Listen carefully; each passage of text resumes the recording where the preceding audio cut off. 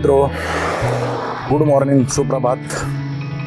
आपली वाडी आपली झाडी आपले पाणी या यूट्यूब चॅनलमध्ये मी लक्ष्मण आंधळ आपलं सहर्ष स्वागत करतो आहे. मित्रो, आज सकाळीच मी ह्या चांदबिबीच्या महालाच्या परिसरात आलेलो आहे आणि मी माझ्या गावी चाललो, परंतु जाता जाता मी तुम्हाला दाखवतो. इथं पहा कशा सूर्य उगलेला आहे आणि सूर्याचे प्रभा दिसते दूरवर तुम्हाला दिसतील. पहा सूर्य असते अतिशय त्या झाडाच्या मधून सूर्याच्या लाल प्रभा पडलेल्या आहेत आणि या चांदबिबी महालाच्या परिसरात अतिशय विलोभनीय असं दृश्य आहे. मित्र, या ठिकाणी पहा तुम्हाला आता मी इथं दिसतील तुम्हाला हे पवनचक्क्या आहेत आणि अतिशय धुकं पडलेलं आहे आणि निसर्गातलं हे अतिशय विलोभनीय दृश्य आहे मित्र. आणि या परिसरात बाजूला तुम्हाला चांदबिबीचा महाल दिसेल आणि या ठिकाणी त्या आगळगावला जाण्याचा तो रस्ता आहे महालावरून. आणि मी तुम्हाला आता चांदबिबीचा महाल परिसर दाखवतो. अतिशय धुक्यात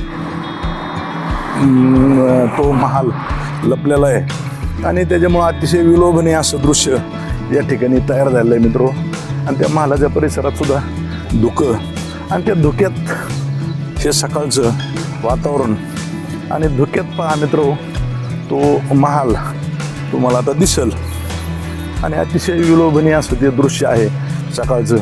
आणि ह्या सगळ्या सूर्याचे प्रभाव पडलेले आहेत आणि आता पहा तुम्हाला मी दाखवतो. या ठिकाणी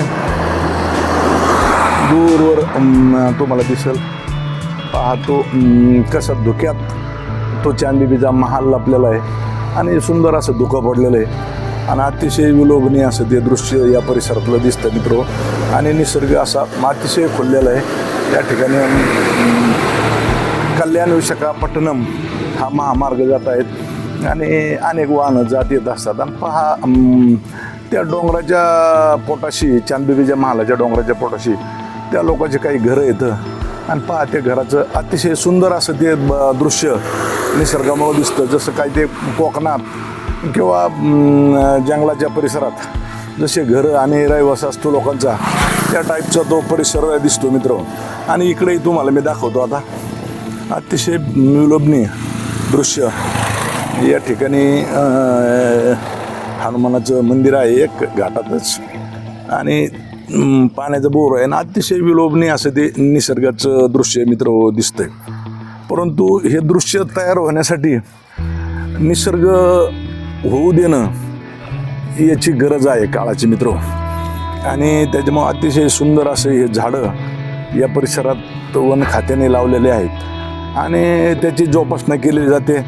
चांदबिबीच्या महालाच्या परिसरात अनेक लोक सकाळी येतात मित्र आणि ते त्या ठिकाणचे झाडं अनेक ग्रुप आहेत मित्रमंडळाचे, काही वयस्कर लोकांचेही ग्रुप आहेत आणि ते लोक फिरायसाठी येतात आणि त्या ठिकाणी झाडाचं संगोपन आणि बाकीच्या सगळ्या गोष्टी करतात मित्र. तिथं झाडाला जपतात. परंतु आपणही जर ज्या परिसरात गेलात झाडं असतील तर झाडं, पाने, फुलं याचं नुकसान करू नका मित्र. त्याचा आस्वाद घ्या, त्याचा आनंद घ्या आणि जेणेकरून त्याला झाडांना किंवा काही नुकसान बाधा पोचल असं कोणतंही वर्तन कुणीच करू नका मित्र. आणि जर झाडाला त्या ठिकाणी काही पाण्याची गरज असेल, काही काठ्यांचा किंवा काही आधार द्यायची गरज असेल तर ते काम तुम्ही करा मित्र.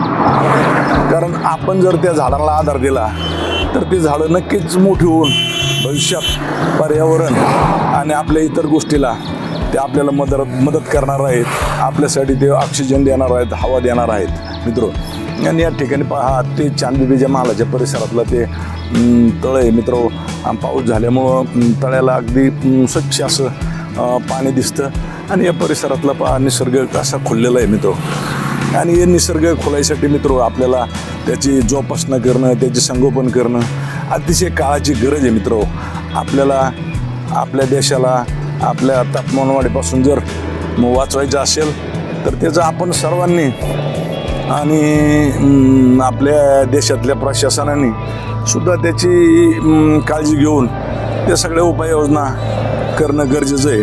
आणि त्याच्यात आपण सर्वांनी भाग घेतला तर ते निश्चित होईल असं मला वाटतं मित्र. ते आपण करणं अतिशय काळाची गरज आहे. आणि या ठिकाणी मी तुम्हाला दाखवतो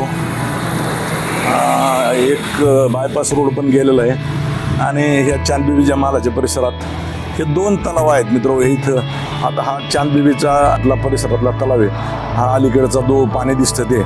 आणि पूर्वी लोक इतिहासकार सांगायचे का ते चांदबिबी ज्यावेळी होते महालावर आणि त्याचं राज्य होतं त्यावेळी इथलं ते घोड्याला पाणी पिण्यासाठी तो तलाव बांधलेला होता. आणि मित्र तो इतिहासकालीन तलाव असताना तो आजही शाबूत आहे आणि त्या तलावामध्ये दरवर्षी अगदी पावसाळ्यात पाणी साठतं. आणि त्याच्या पाठीमागं जो दिसतो तो कोलेवाडी किंवा कोणतं तरी गाव आहे आणि त्या गावातला परिसरातला तो तलाव आहे. आणि अतिशय विलोभनीय असं दृश्य तुम्हाला मी परत एकदा तो महाल दाखवतो मित्र. चांदबिबीचा महाल ऐतिहासिक वस्तू आहे ती.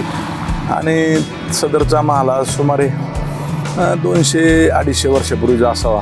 त्याचं निश्चित काळ वेळ मला सांगता येणार नाही त्याचा कालावधी, परंतु असावा.